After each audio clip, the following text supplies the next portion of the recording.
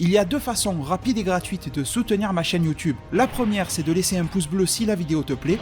La deuxième, c'est de regarder une publicité gratuitement sur ma page Utip dont le lien est en description. Merci à tous. Salut les devins, c'est Saikyo. Les tout premiers spoilers, les toutes premières indications et impressions de la part de Ryokutia concernant le chapitre numéro 51 du manga Dragon Ball Super viennent de nous être révélés aujourd'hui. On va en apprendre un petit peu plus sur le contenu du chapitre. Malgré tout, vous allez voir que cette fois-ci Ryokutia, qui a lu le chapitre, est resté quand même beaucoup plus dans la discrétion, nous en révèle beaucoup moins que d'habitude.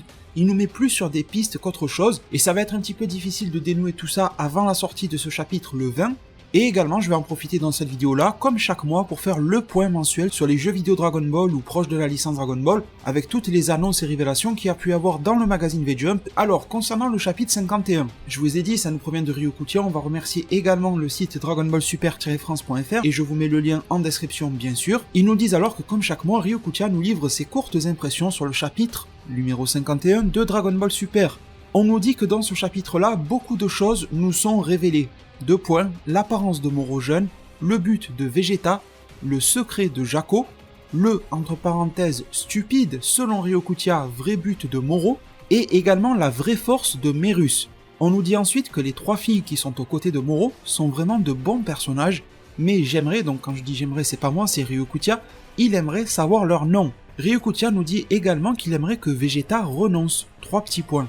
Alors vous avez vu cette fois-ci, Ryokutia est beaucoup plus dans le teasing que dans la révélation comme il le faisait ces 2 ou 3 derniers mois, mais il nous dit déjà que dans ce chapitre, beaucoup de révélations nous sont promises, comme l'apparence de Moro jeune. Alors, comment est-ce que ça va se faire ? Il y a 2 solutions très simples et devant, soit nous aurions un flashback, peut-être avant même le combat face au Daikaioshin, nous le verrions encore plus jeune que ça, ou alors une autre solution toute simple, c'est que Moro va trouver pas mal d'énergie et de vie à absorber quelque part, et que du coup il va encore se régénérer d'apparence et avoir une apparence plus juvénile que nous l'avons déjà vu. Les deux sont possibles, peut-être que nous le verrons adolescent par le biais d'un flashback, ou peut-être qu'une régénération / rajeunissement par le biais d'une absorption est aussi possible. On nous dit que le but de Vegeta va nous être révélé, et ça les devins je suis très content parce qu'on va enfin savoir ce qu'il veut faire sur Yardra, quels sont ses objectifs plus ou moins finaux. Par contre, il n'est pas précisé si Vegeta va arriver sur Yardra ou pas dans ce chapitre, donc il est possible que Vegeta révèle ses objectifs au pilote de la patrouille galactique qu'il est un petit peu kidnappé là, qu'il est en train de menacer pour aller droit sur Yardra, etc. et que à lui, ils lui disent « je veux aller sur Yardra pour faire ça, ça et ça, si tu m'obéis, t'inquiète pas, je vais pas te faire de mal, c'est pas mon but c'est de te protéger, mais mène-moi là où j'ai besoin d'aller ». Peut-être qu'il va le lui révéler comme ça, mais que Vegeta ne mettra pas un seul pied sur Yardra dans le chapitre, ou peut-être que juste à la fin du chapitre, il sera en approche de la planète, elle sera en vue, mais voilà, ça risque de pas aller très loin. Le secret de Jaco. Alors là, vous allez me dire en zone commentaire, parce que sincèrement, je colle. Malgré tout, je pense que le secret de Jaco, il sera en termes de connaissances. Je pense que ce mec-là, bon, c'est pas un Zuno, vous savez, Zuno l'omniscient, lui, c'est tout, etc. Il te révèle tout, je pense pas que ça soit à ce point-là. Mais je pense qu'étant donné que Jaco, il a l'œil avisé, vous l'avez vu, dans le tournoi Univers 6, Univers 7, etc., il voyait des choses que tout le monde ne voyait pas, comme la tricherie de Frost, etc. Et ce gars-là traîne un petit peu partout, en particulier dans la galaxie, il a dû voir et entendre beaucoup de choses, donc il est possible qu'il sache certaines choses à nous révéler, mais quoi dans l'essence même, sincèrement, je vais pas vous mentir, je vais pas tourner 25 ans autour du pot et vous faire perdre du temps, je ne sais pas. Donc à vous de me dire en zone commentaire si vous avez une idée sur Jaco, parce que pour le moment, Jaco, il a juste eu des phases d'humour, un tout petit peu de combat pour aider Merus, etc. Mais bon, il n'a pas eu plus que ça, donc ça va être un peu l'effet surprise, je l'espère. On nous dit que le stupide vrai but de Moro va être révélé, alors c'est vrai qu'il avait déjà commencé soi-disant à révéler une partie en disant qu'il voulait une galaxie un petit peu qui serait construite à ses yeux, dans laquelle il pourrait consommer des planètes et donc de l'énergie à volonté. En gros, il voulait se faire un festin géant. Déjà ça, c'était un but stupide, et je vous le disais dans ma review du mois dernier, que j'espérais que c'était juste la partie supérieure de l'iceberg et qu'il y avait beaucoup plus et beaucoup mieux, surtout en dessous, sous l'eau. Et bon, Ryokutia nous dit que oui, il y a quelque chose en dessous, donc il y a une deuxième partie de l'iceberg, mais elle a l'air tout aussi stupide que la première. J'espère que c'est Ryokutia qui fait une erreur de jugement, on verra bien de nos propres yeux.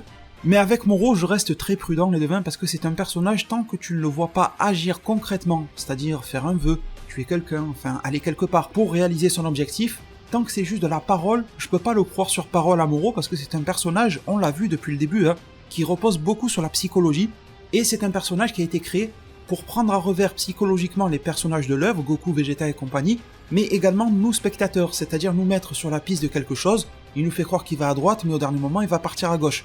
Donc tant qu'il n'est pas réellement parti à gauche, tant que je l'ai pas vu de mes propres yeux le faire, je peux pas réellement juger que ça soit stupide ou pas, j'attends de voir comment il va concrétiser son plan, Dès qu'il fera le premier pas, là on pourra juger sur la nature de son plan. Donc attendons et voyons ce que ça va donner. Ensuite, la vraie force de Mérus. Alors ça c'est très intriguant, parce que j'en ai discuté lors de 2-3 vidéos sur ma chaîne, à l'intérieur de certaines reviews, etc.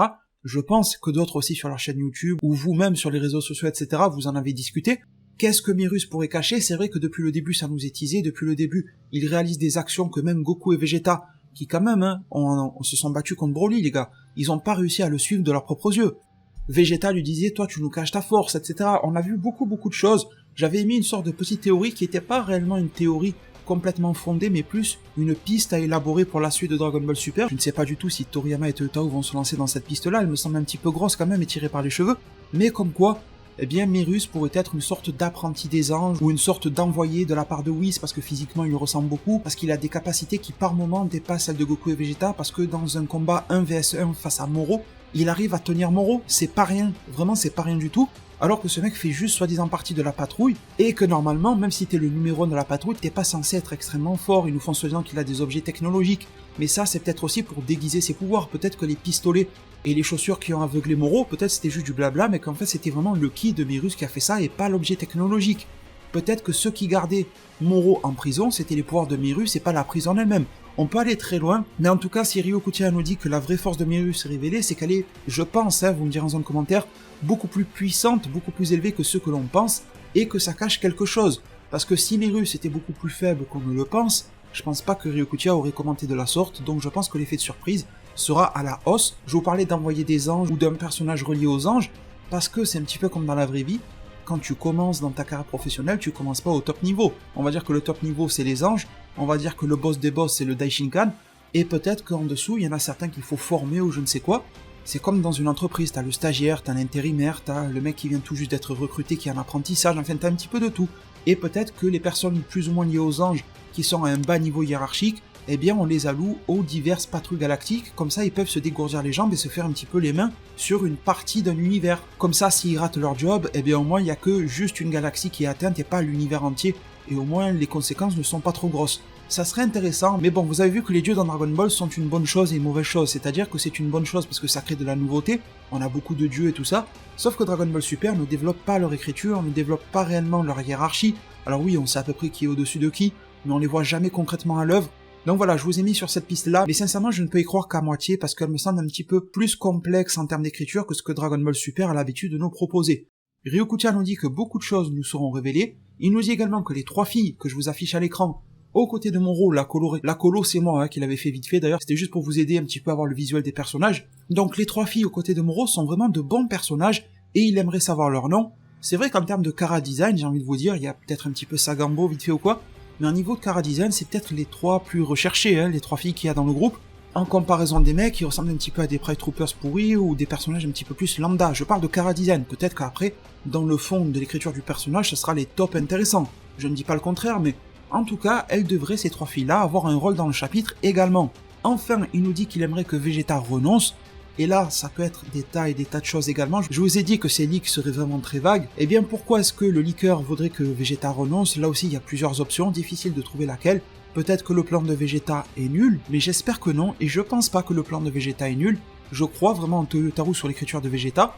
Peut-être que le leaker, eh bien, voulait continuer d'avoir une team Goku-Vegeta qui soit soudée. Ça, je pourrais le comprendre, tu vois, ça brise un petit peu l'amitié, la rivalité, il y a un petit peu cette affinité entre les deux.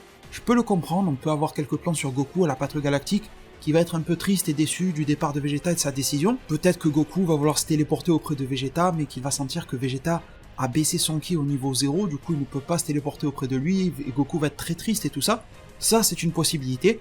Et troisième, celle-là je pense qu'elle peut se concrétiser, on reviendrait un petit peu plus sur les bases d'un Vegeta de l'époque, ça serait que le plan de Vegeta permettent d'en finir avec la menace Moro, mais qui aurait des conséquences, qui aurait des dommages collatéraux. Ça peut être des dommages sur Vegeta lui-même, une fois cette technique accomplie, il sera blessé, une fois cette technique accomplie, il perdra tout son pouvoir divin, ou peut-être que ça peut être des dommages collatéraux sur d'autres personnes, c'est-à-dire peut-être que les Yardra vont refuser d'apprendre quelque chose à Vegeta parce qu'ils connaissent un petit peu l'armée de Freezer et tout ça de l'époque et qu'ils savaient qu'ils allaient se faire attaquer, ils vont refuser et Vegeta va devenir un petit peu vénère et va les martyriser un petit peu, sans les tuer, sans les génocider, mais qui va être du Vegeta sévère, quoi, tu vois, parce que l'heure est grave et les Yardra ne vont pas comprendre, et lui il va se mettre à les bouger parce que Vegeta manque de tact et tout ça, il va en attraper un par le col, il va dire oh, tu vas m'entraîner sinon je t'en mets une, sans forcément réellement le faire, mais il va mal s'y prendre. Peut-être que c'est ça aussi qui me plaît pas, et ça pourrait être largement possible. En tout cas les devins, maintenant on passe rapidement à la section jeux vidéo du mois. Et bien grâce au magazine V-Jump, eh bien nous savons que pour le jeu Dragon Ball Z Kakarot, l'arc Cell est confirmé. Alors si vous êtes passé sur ma chaîne YouTube récemment, vous avez vu que grâce à l'interview de Monsieur Sean Schemmel, que je vous avais directement diffusé à l'écran sur ma chaîne YouTube en sous-titré, etc., eh bien les arcs Cell et Boo étaient confirmés de par sa propre bouche. Là le magazine V-Jump nous confirme Cell, ce n'est plus qu'une question de temps avant que l'arc Boo soit confirmé, ne vous en faites pas. C'est vrai qu'on se posait la question, peut-être que ça s'arrêterait à Freezer, mais maintenant que l'arc Cell est confirmé officiellement et que, en plus de ça, Sean Schemmel, voix de Goku américaine, nous parlait de Cell et de Boo, voilà, il n'y a pas besoin de sortir de la NASA pour comprendre que Boo y sera. Ensuite, toujours concernant Kakarot, eh bien on a quelques informations supplémentaires qui sont intéressantes et là on commence à creuser un petit peu ce que le jeu Dragon Ball Z Kakarot va pouvoir développer. Vous savez, il nous avait dit qu'il nous apporterait des nouveautés par rapport à DBZ et tout ça. Eh bien nous savons que Gohan et Trunks seront jouables dans la saga Cell. C17 fera également son apparition, donc peut-être en tant qu'ennemi ou autre, je ne sais pas. Il y aura un épisode original avec Gohan et C16. Alors là, on a deux personnages proches de la nature, c'est quand même un petit peu l'explosion, la destruction de C16 qui a été la goutte qui a fait déborder le vase pour le SJ2. Je pense que ça va être quelque chose de très émouvant, peut-être qu'ils vont se retrouver dans un cadre de nature, avec un petit oiseau sur l'épaule, j'imagine bien déjà le contexte. On nous dit également qu'il y aura un mini-jeu impliquant l'examen de conduite de Goku et Piccolo, donc on a la réponse qu'ils vont exploiter aussi un petit peu les épisodes filler des 291 épisodes de DBZ, on verra s'ils vont mettre par exemple du Garlic, s'ils vont mettre du Paikwan, ça pourrait être intéressant. On nous dit qu'il y aura un tout nouveau personnage dans DBZ Kakarot qui s'appellera Bonu, qui semble provenir de la même planète que Jace ou Diz, comme vous voulez, du commando Ginyu, qui était un ancien membre du commando Ginyu, c'est une femme, elle a un grand buste, ils nous disent, il semble qu'elle ait été retirée du commando Ginyu parce que sa pose n'était pas à la hauteur. Donc je sais pas ce que vous en pensez les devins, mais d'annonce en annonce, ce petit Kakarot il se bonifie avec le temps. Là je constate que par une simple annonce, une seule, on est en train de largement enrichir l'univers de DBZ. Moi franchement, je sais pas vous, je suis preneur. Vous étiez nombreux à me dire que vous n'aimez pas le fait que ça retrace l'histoire de Dragon Ball, mais maintenant je vous repose la question. Si ça retrace l'histoire de l'animé DBZ, et que en plus ça le surdéveloppe avec de nouveaux ajouts qui pourraient d'une certaine manière s'intégrer au canon de DBZ, etc., on verra bien, hein, ça c'est pas encore gagné, mais qu'en dites-vous? Moi en tout cas je signe de suite, et ça a l'air bien parti pour. Mais on verra bien, une fois que le jeu sera sorti, on va pas créer victoire aujourd'hui. Ensuite, côté Dragon Ball Fighters, le V-Jump contient de nouvelles infos sur Gogeta. Sa scène d'intro voit Goku et Vegeta fusionner. Gogeta pourra utiliser le Kamehameha ainsi que le Garlic Gun. Sa capacité Super Météore est cette capacité du film. Cette capacité du film, bon ben il y en a trois, il y a soit le Soul Punisher, il y a soit l'attaque, là je sais pas comment ils l'ont appelé, quand il lève les bras il fait une énorme explosion là sur Broly, et ça fait péter toute la zone, ou alors il y a l'espèce de Maxi Kamehameha géant qui fait à la fin contre Broly, ça sera une des trois c'est sûr. Ensuite, Jump Force, on va y aller très vite, ils nous disent que Prometheus sera bientôt jouable grâce à une mise à jour gratuite, donc c'est gratuit, bah écoutez c'est pas mal. Pour Dragon Ball Legends, on nous dit que C13 fusionné est annoncé, il aurait une très grande puissance de frappe, un nouveau Goku est également annoncé, il devient plus fort au milieu et à la fin du combat, il possède une compétence ultime et se transforme en SJ lors de son utilisation. J'espère que cette news-là ravira les fans de DB Legends, et juste avant de terminer cette vidéo-là, Dragon Ball Z Dokkan Battle, on ne peut pas le rater, on nous dit qu'il y aura une récompense d'un ticket d'invocation pour toutes les multi-invocations à 50 pierres du dragon effectuées pendant une certaine durée. Deux nouveaux personnages qui évoluent à chaque tour sont annoncés, Goku et Vegeta.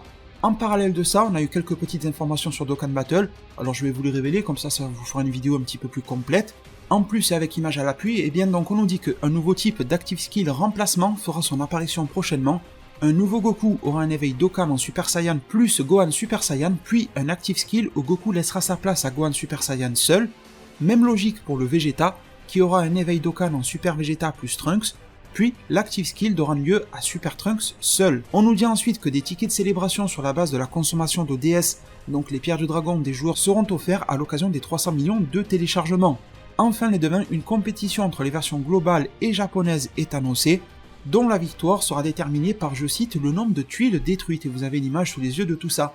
Du coup les devins, eh bien j'espère que cette vidéo-là aura été le maximum complète pour vous. N'hésitez pas à me partager tous vos avis, toutes vos réflexions, toutes vos théories et toutes vos prédictions concernant le chapitre 51 de Dragon Ball Super. On a quand même 3 jours encore avant qu'il sorte, donc on a de quoi discuter. Merci infiniment pour tout votre soutien, le lien de ma page Utip s'affiche à l'écran et il est directement cliquable en description. Le pouce bleu pour me soutenir, c'est extrêmement important pour moi si cette vidéo là vous a plu. Merci infiniment du fond du cœur pour toute votre contribution. Prenez tous extrêmement bien soin de votre futur et à plus pour de prochains arts divinatoires.